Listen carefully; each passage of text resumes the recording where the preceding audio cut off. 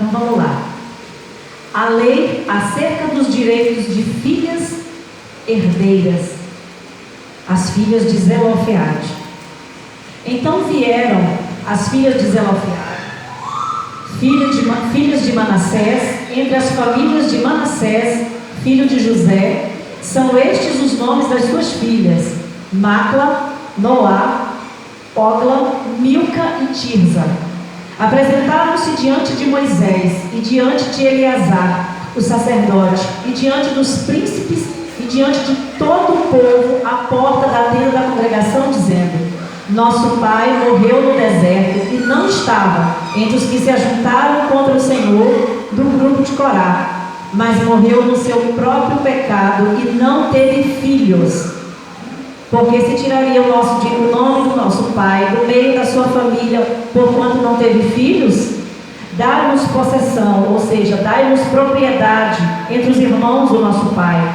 Moisés levou a causa delas perante o Senhor, e disse o Senhor a Moisés: As filhas de Zelofeade falam que é justo, certamente lhes dará possessão ou propriedade de herança entre os irmãos de seu pai, e farás passar a elas a herança de seu pai. Falarás aos filhos de Israel, dizendo: Quando alguém morrer e não tiver filho, então fareis passar a sua herança à sua filha, e se não tiver filha, então a sua herança dareis aos irmãos dele. Porém, se não tiver irmãos, darei a sua herança aos irmãos de seu pai. E se também seu pai não tiver irmãos, darei a sua herança ao parente mais chegado de sua família, para que a possua. E isso aos filhos de Israel será prescrito de direito, como o Senhor ordenou a Moisés. Em algumas linguagens será como lei a partir de então. E eu quero ler ainda o 12 e o 13. Depois disso, Depois disse o Senhor a Moisés: Sobe a este monte Abarim e vê a terra que dei aos filhos de Israel. E tendo-a visto, serás recolhido também ao seu povo, assim como teu irmão, como foi o teu irmão Arão. Irmãos, eu queria chamar a atenção de todos e naquilo que Deus me chamou a atenção nessa palavra. Essas irmãs eram 5 meninas, e a gente percebe que eram jovens, né? E essas 5 jovens, elas teriam um futuro totalmente dependente das outras pessoas, ou se não até escravas. Porque naquela época o povo que não tivesse filhos e o patriarca da família morresse, eles seriam, no caso, não teria direito, né, a herança, a propriedade. Elas já estavam no deserto, ficaram órfãs, e de repente essa situação as incomodou, e a gente percebe que elas se uniram. Eram 5 e estavam diante de Deus, de Moisés, no caso, né, que era o mediador entre Deus e aquele povo. Estavam as 5 diante de Moisés, e elas foram destemidas. Elas chegaram para Moisés, se posicionaram. Primeiro elas se uniram, né, para falar, porque com certeza, no meio de 5 pessoas, será que não teria alguma que dissesse: não, isso não vai dar certo, isso não tem como dar certo, isso é lei aqui no nosso meio. Infelizmente nós perdemos. É claro que deve ter tido alguma, mas com certeza a opinião da maioria convenceu a todas a estar diante do homem de Deus para expor a situação. E claro que uma foi nomeada para falar e abrir o coração diante daquele homem de Deus. E nós percebemos que a atitude de fé delas, né, levou a um direcionamento totalmente diferente do que já estava destinado ao povo. E nessa palavra, aliás, tem 3 pontos que eu acho super importantes, né, e que são marcantes para nós. Os 2 primeiros pontos foram os pontos que elas levaram diante do homem de Deus. Elas tiveram o quê? Certeza do que queriam. Ou seja, elas não queriam ser escravas. Se vocês analisarem no verso 2 e 3, elas chegaram diante de Moisés com uma atitude, não é? Elas não chegaram, poderiam muito bem chegar para os parentes e murmurarem, né? Poxa, meu pai morreu, nós não temos culpa, não é? Ele não tem filhos homens, o que será de nós? E já estavam no deserto, órfãos, o que nós teríamos mais que fazer se não aceitar aquela situação, não é verdade? Aos nossos olhos humanos, a gente pensa assim, porque o ser humano ele é falho, ele, tipo assim, o fato de ser lei, quem mais vai lutar por nós? Nós não temos o nosso pai para lutar por nós mais. Então, o jeito é aceitarmos a situação e, infelizmente, sermos escravos de alguém ou viver dependendo de alguém. Mas não foi isso que elas fizeram. Elas chegaram à pessoa certa. Elas não conversaram com o amigo, com o vizinho, com o parente, não murmuraram entre si. Elas foram ao homem de Deus, que naquele momento era o mediador, né? Na antiga aliança, o mediador entre Deus e os homens era Moisés.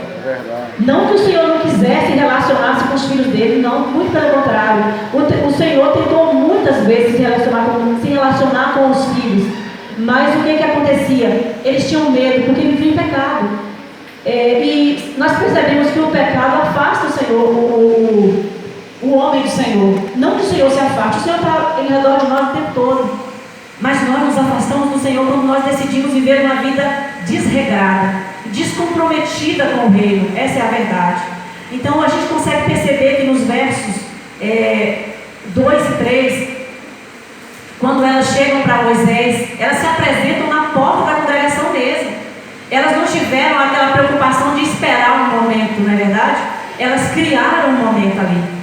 Elas viram Moisés, não se importaram com os sacerdotes, com os príncipes que estavam ali, com todo o povo que estava ali como testemunha daquela situação. Elas abriram a boca e falaram para Moisés aquilo que elas achavam.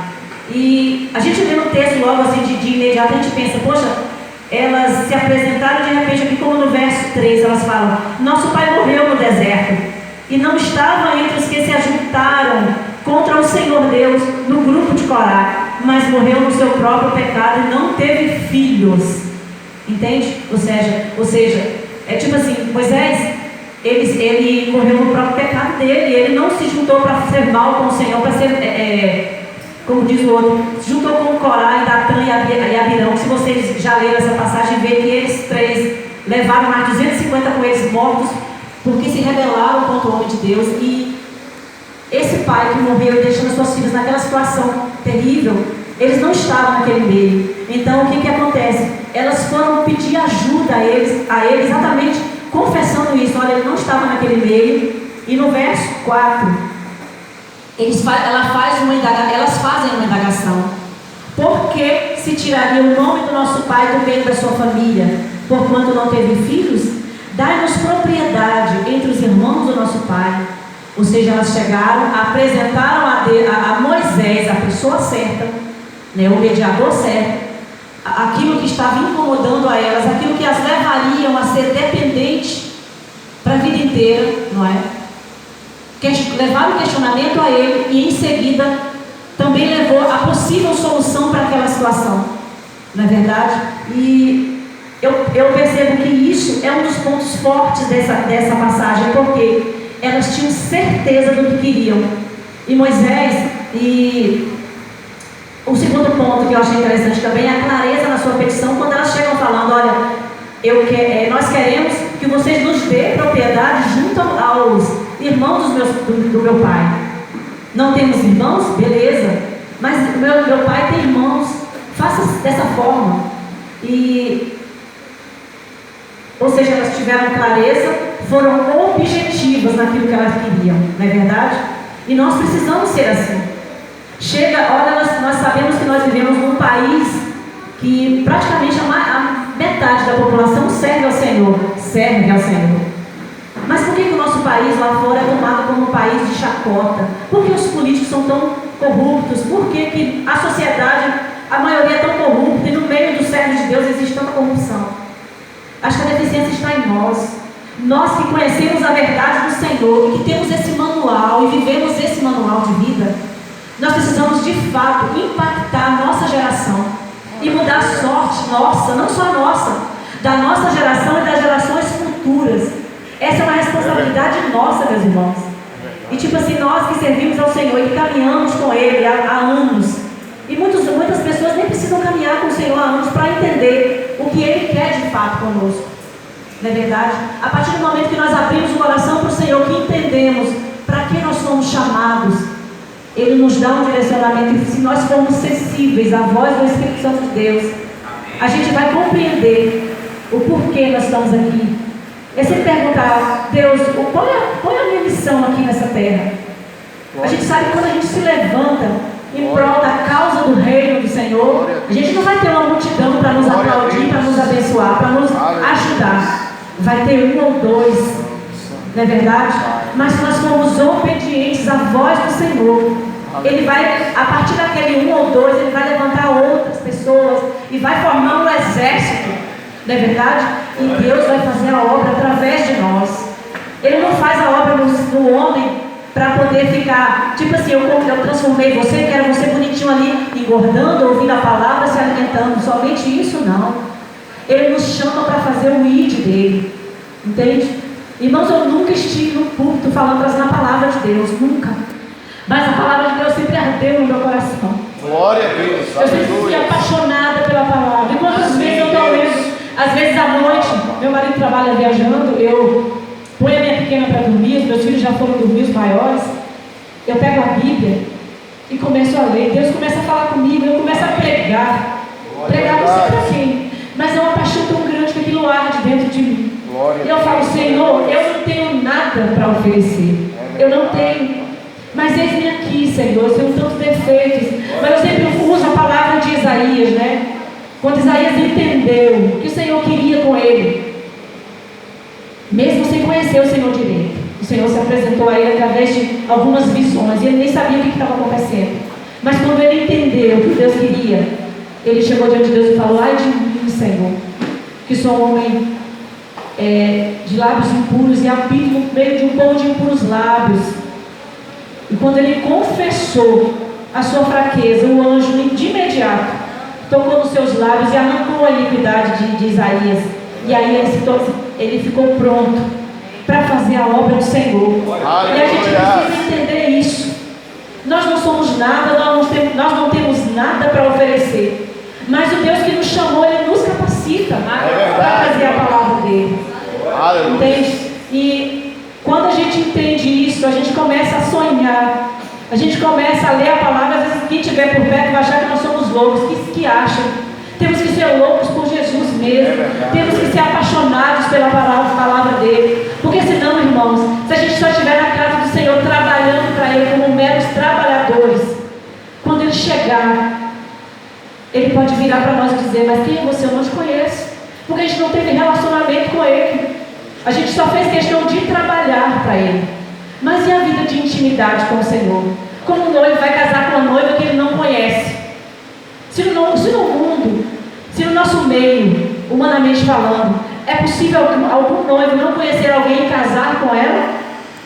Não é possível. Ele precisa conhecer a noiva para se casar. Então o nosso amado, ele quer nos conhecer como noiva de Cristo.